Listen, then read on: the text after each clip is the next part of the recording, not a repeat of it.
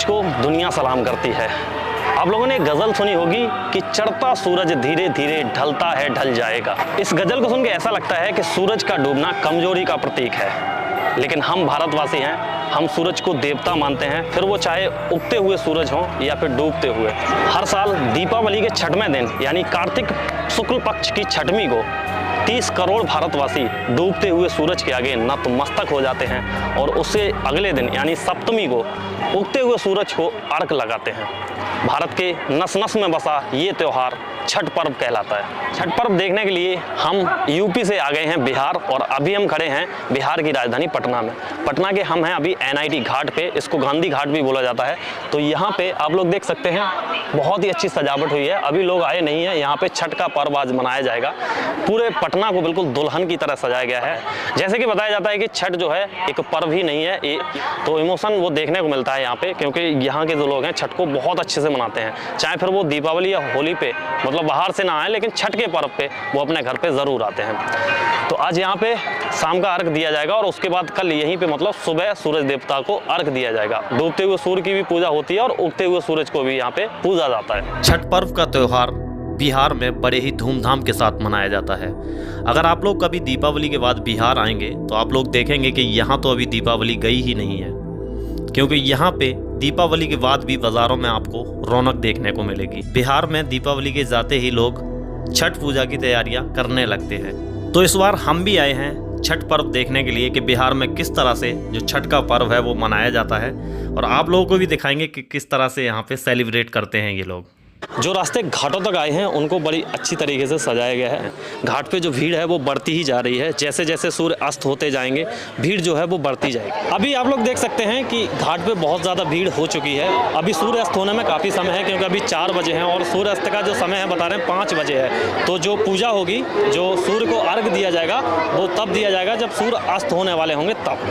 तो ये जो त्यौहार है ये 4 दिन का पर्व मनाया जाता है। इस बार ये जो पर्व है 17 तारीख से स्टार्ट हुआ था, यानी 17 तारीख को सबसे पहले होता है नहाए खाए, उसके बाद खरना होता है। ऐसे करके ये पर्व मनाया जाता है। तो नहाए धोए जो होता है उसमें सबसे पहले ये लोग यहाँ से जल लेके जाते हैं और जल लेके अपने घर की साफ सफाई करते हैं। अगर जल साफ होता है तो उस दिन खीर भी बनाई जाती है। दोस्तों, छठ अब न केवल बिहार बल्कि पूरे विश्व का पर्व है।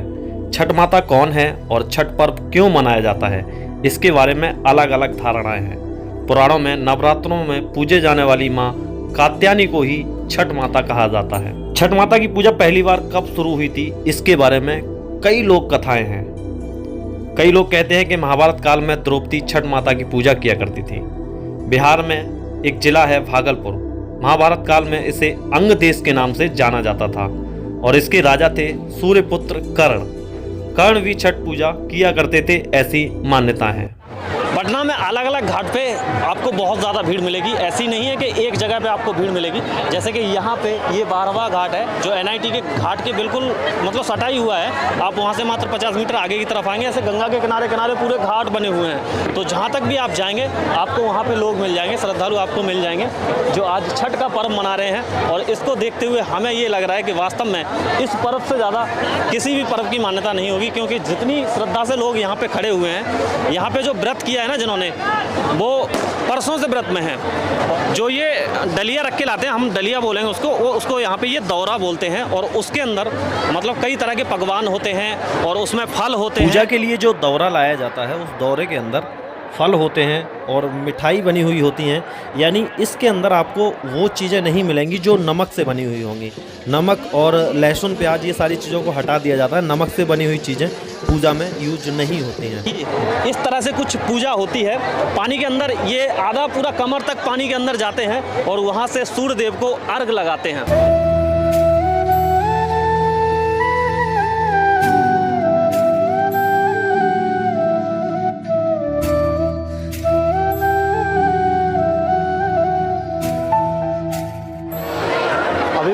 हो गई है और लोग यहाँ से जाने लगे हैं। मतलब भीड़ आप लोग देख रहे होंगे। कुछ लोग तो अभी भी आ रहे हैं और कुछ लोग यहाँ से जा रहे हैं। जैसे कि हमें बताया गया कि सुबह का जो अर्घ है वो बिल्कुल साथ में दिया जाएगा। अभी क्या है कि आगे पीछे हो सकता है, लेकिन सुबह का जो अर्घ है वो बिल्कुल साथ में दिया जाएगा, यानी सारे लोग मिल के एक बार में ही देंगे।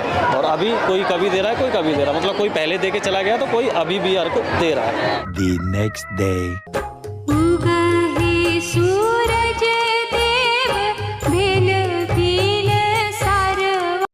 शाम को हम लोग थे NIT घाट पे और अभी सुबह 4 बजे हम लोग निकले हैं रूम से और अभी लगभग 6 बज चुके हैं। अभी सूरज देवता नहीं निकले हैं, लेकिन लोगों की भीड़ यहाँ पे जमा होनी शुरू हो गई है।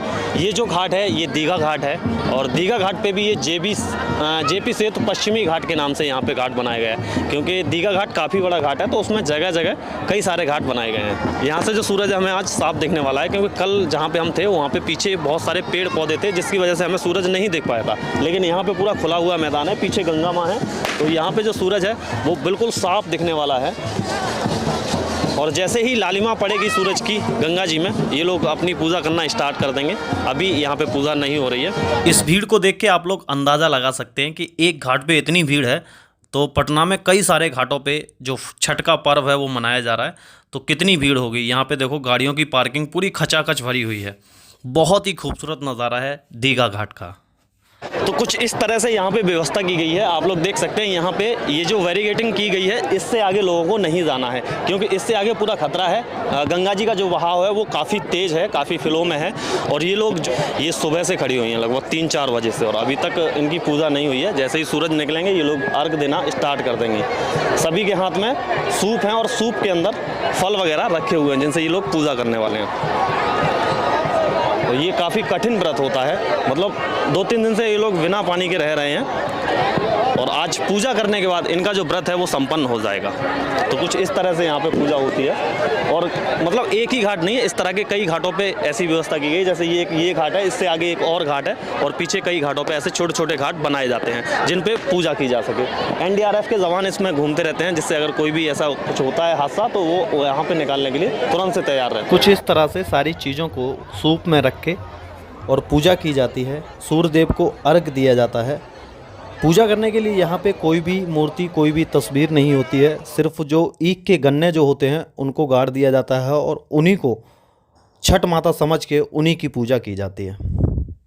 धीरे धीरे भीड़ यहाँ से जाने लगी है। जो लोग यहाँ पे पूजा करने के लिए आए थे, सूरज देवता को अर्घ देने के लिए आए थे, वो लोग यहाँ से जाने लगे हैं, क्योंकि सूरज को जो अर्घ देना होता है वो उगते हुए सूरज को देना होता है। तो सूरज धीरे धीरे अब बढ़ते जा रहे हैं और लोगों की भीड़ यहाँ से कम होती जा रही है। ये देखिए यहाँ से लोग जाने लगे हैं। पूरा 1 साल ये लोग यहाँ पे वेट करते हैं इस दिन का और बड़े ही धूमधाम से इस त्यौहार को मनाया जाता है, जिसको छठ पर्व बोलते हैं। और मेरे हिसाब से बिहार में इससे ज़्यादा मतलब कोई भी महापर्व नहीं होगा जिस पे इतनी ज़्यादा भीड़ होती हो या फिर इतने प्यार से उसको मनाया जाता हो। ये लोग जो लेके जा रहे हैं इनके सरों पे जो रखे हैं इनको दौरा बोलते हैं, वैसे हमारे यहाँ इसको डलिया भी बोलते हैं। तो इसमें ये लोग पूजा के लिए सामान लेके आते हैं जिसमें फल होते हैं और जो घर पे ये लोग बनाते हैं वो चीज़ें होती हैं। सूरज की लालिमा अभी बिखरती हुई जा रही है। जैसे ही सूरज निकले थे इन लोगों ने यहाँ पे अर्घ लगा दिया था और आज से इनका जो व्रत था वो ख़त्म हो गया। मतलब 2-3 दिन तक ये लोग व्रत रहे हैं और आज इनका व्रत ख़त्म हो गया है।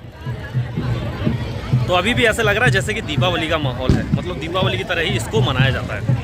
छठ का जो पर्व है बहुत ही अच्छे तरीके से मनाया जाता है। जहाँ पे एक तरफ हम लोगों ने देखा है कि जब हम लोग बचपन में छोटे छोटे थे तो त्यौहार जो थे बड़े अच्छे धूमधाम से मनाए जाते थे। जैसे कि कोई भी त्यौहार आता था, दीपावली या होली, तो कई दिनों पहले से सजावट होने लगती थी, बच्चों में खुशी रहती थी, बहुत ही खुशी का माहौल रहता था, लगता था कि हाँ कोई त्यौहार आने वाला है। लेकिन अब ऐसा नहीं है, लोग अपने अपने काम में बिजी हो गए हैं, यानी त्योहारों की जो रौनक है वो धीरे धीरे कम होती हुई जा रही है। लेकिन जब हम यहाँ पे आए ना बिहार में, तो जो छठ पर्व है इसमें हमें 2-3 दिन पहले से हम लोग आ गए तो ऐसी रौनक देखने को मिली। बाज़ार में बहुत ही अच्छी रौनक थी, मतलब पहले से ही लोग अपनी ख़रीदारी कर रहे हैं, बाज़ार में सारी चीज़ें बिक रही हैं। कुछ इस तरह से था जैसे पहले का माहौल हुआ करता था। तो बहुत ही अच्छे तरीके से जो छठ का पर्व है वो मनाया जाता है यहाँ पे। अगर आप लोगों का कोई बिहार से दोस्त है या कोई जानने वाला है तो मैं आप लोगों से भी कहूँगा कि एक बार छठ का आनंद लेने ज़रूर आइएगा बिहार, क्योंकि अगर आप बिहार आएंगे तो आप इतना मैं कह सकता हूँ कि आप अपने जीवन में लगभग 20 साल पहले पहुँच जाएंगे। जो पहले हमारे यहाँ रौनक हुआ करती थी सभी के यहाँ पे त्योहारों में, वो रौनक आज भी यहाँ पे बरकरार है। तो बहुत ही अच्छे तरीके से ये लोग यहाँ पे छठ मनाते हैं। बहुत ही खूबसूरत तरीके से छठ मनाते हैं। और छठ में जो महिलाएं होती हैं वो अपने बच्चों के लिए व्रत रखती हैं, उनकी दीर्घायु के लिए वो व्रत रखती हैं, जो बिल्कुल बिना जल, निर्जल जिसको बोलते हैं, जल मतलब कोई जल वल नहीं पी सकती हैं। तो हमको तो बहुत अच्छा लगा यहाँ पे आके और बहुत अच्छे से हमने छठ को सेलिब्रेट किया। हालांकि मेरी एक दिली ख्वाहिश थी कि मैं किसी गांव में जाके और छठ को बहुत ही अच्छे तरीके से, बारीक तरीके से समझ पाऊँ, तो वो नहीं हो सका। किसी नेक्स्ट टाइम देखेंगे। छठ का जो पर्व है साल में 2 बार मनाया जाता है, लेकिन सबसे ज़्यादा जो रौनक रहती है वो इसी छठ पे रहती है, जो कार्तिक मास में मनाई जाती है दीपावली के 6वें दिन बाद, यानी छठे दिन बाद। तो आज की इस वीडियो को हम लोग यहीं पे एंड करते हैं। वीडियो आपको कैसी लगी कमेंट करके ज़रूर बताइएगा। और अभी हम लोग बिहार में हैं, तो और सारी सीरीज बिहार की आने वाली हैं, क्योंकि हम बिहार को थोड़ा सा एक्सप्लोर करने वाले हैं। आज की इस वीडियो को हम लोग यहीं पे एंड करते हैं। वीडियो आपको कैसी लगी कमेंट करके ज़रूर बताएं। वीडियो आपको पसंद आई है तो वीडियो को लाइक कर दें। चैनल पर अगर आप नए हैं, पहली बार इस वीडियो को देख रहे हैं, तो हमारे चैनल को सब्सक्राइब करके बेल आइकन को प्रेस कर लें। मैं इसी तरह की वीडियो लाता रहता हूँ। मिलते हैं आपको नई वीडियो में, तब तक के लिए जय हिंद, जय भारत, वंदे मातरम।